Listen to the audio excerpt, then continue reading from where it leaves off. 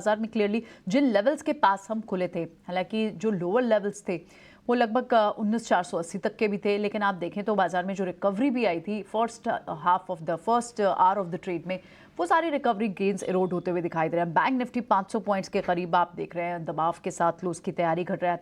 Nifty पर लगभग 150 अंकों का दबाव वहां दिख रहा है। तो ओवरऑल बाजार में आज जिस तरह का एक दबाव के साथ ही खुला था मार्केट और रिकवरी एक बार अटेम्प्ट तो हुई थी। बैंक निफ्टी लोस से लगभग 200 पॉइंट्स रिकवर भी हुआ था, लेकिन दिन भर प्रेशर रहा है और सारे सेक्टर्स ने इसमें कंट्रीब्यूशन दिया है। सिर्फ एक इकलौता आपको आईटी का सेक्टर दिख रहा है क्योंकि वो थोड़ा डिफेंसिव की तरह बिहेव कर रहा है। फार्मा से थोड़े से स्टॉक्स निकल कर आए जहां पर हरा निशान दिखने को मिला।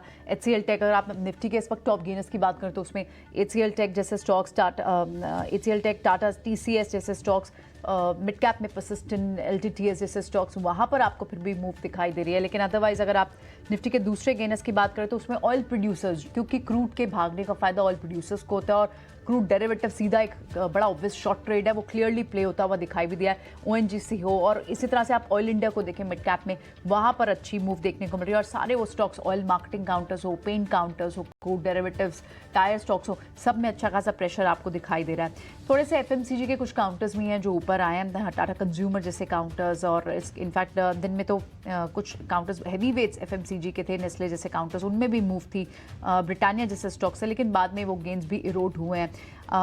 लेकिन क्लियरली दबाव जिन स्पेसेस पे सबसे ज़्यादा जिनसे एग्जर्ट हुआ है उसमें गिरने वाले काउंटर्स में पोर्ट स्टॉक, अडानी पोर्ट्स है, ऑयल मार्केटिंग काउंटर्स हैं, ऑटो के कुछ काउंटर्स निकल कर आए हैं, महिंद्रा जैसे काउंटर्स हैं, Bajaj Finserv, PSU bank completely आज ड्रैगर रहे हैं। PSU बैंक वो स्पेस था जो सितंबर में हाईएस्ट गेनिंग सेक्टर भी था, लेकिन अभी फिलहाल जो आप प्रेशर देख रहे हैं वो बैंक से और PSU लेड ज़्यादा दिखाई दे रहा है। और इसी तरह से आप फाइनेंस काउंटर्स भी देखेंगे, बैंक्स, फाइनेंस, वो सबसे ज़्यादा इस वक्त गिरे हुए हैं आज, जिस तरह का एक पूरा जियोपॉलिटिकल सिनेरियो बना हुआ है और बाजार वीक है और इसमें सबसे ज़्यादा बड़ा कंट्रीब्यूशन इन्हीं स्पेसेस से निकल कर आ रहा है। दूसरे जो स्टॉक्स आप देख रहे हैं कि उनमें लॉन्ग बिल्टअप, लेकिन कहाँ का अच्छे स्टॉक्स भी रहे, क्योंकि M6 का नया प्लेटफॉर्म स्टार्ट हुआ, मेट्रोपोलिस के बिजनेस अपडेट्स आए, कुछ फार्मा नेम्स लाइक ओरो pharma, FMCG players like Tata consumer, इनमें आपको फिर भी एक अच्छी मूव दिखाई दे रही है। और इनफैक्ट शॉर्ट कवरिंग आपको कहीं ना कहीं डेल्टा कॉर्प जैसे काउंटर में इनमें ज़रूर देखने को मिल रही है। तो ओवरऑल